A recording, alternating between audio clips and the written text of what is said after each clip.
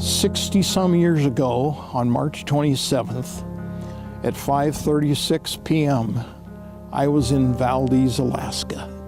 It started as a day no one knew they would remember forever, including then 11-year-old Wade Holes. Valdez was a unique place, and that was when a ship came in. That was our connection to the outer world.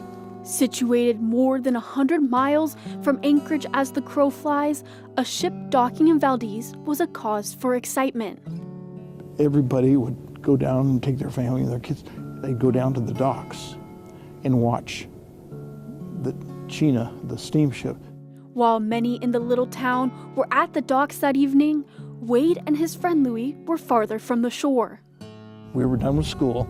If I could have helped him deliver his paper route, he was going to come to my house, spend the night, and we were going to play all Saturday. In that moment, Wade and Louis found themselves only about 50 miles from the epicenter of the world's second largest quake. I looked up at the mountains that were above, and this a horrible noise that's hard for me to describe. The pair abandoned their attempt to enter a nearby building. And then a crevasse was opening right near me and Louis.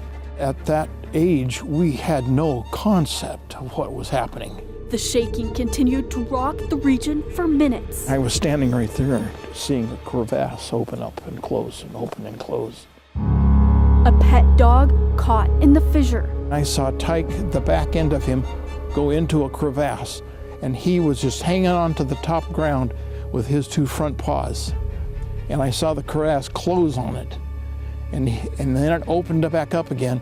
And old Tyke, I had never seen him move so fast. Louis' dad spotted the boys. He was running to catch to his son.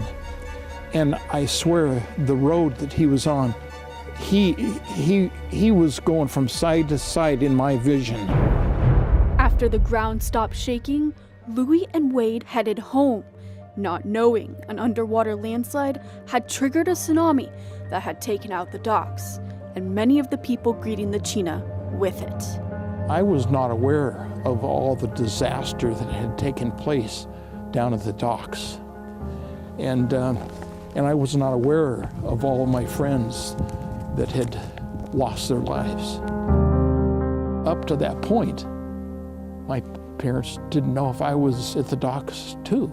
Wade's name could be found on the missing persons list.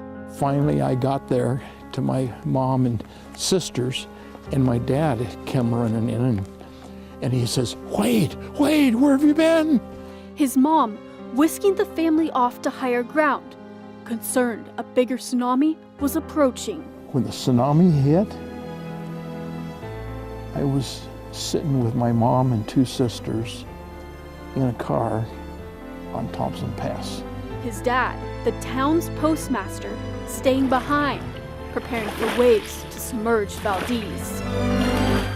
He saved everybody's mail that were in the mailboxes, probably Social Security checks, things that helped people survive. And he went down and stayed in town and put those things in a waterproof, fireproof safe. The devastation continued. A few hours later, fuel storage tanks burst into flames. I saw that town on fire. It seemed like the whole town was on fire, and it burnt for days.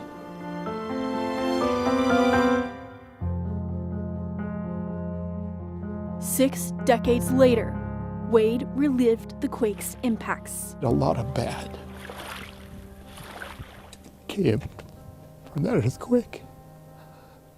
I lost friends.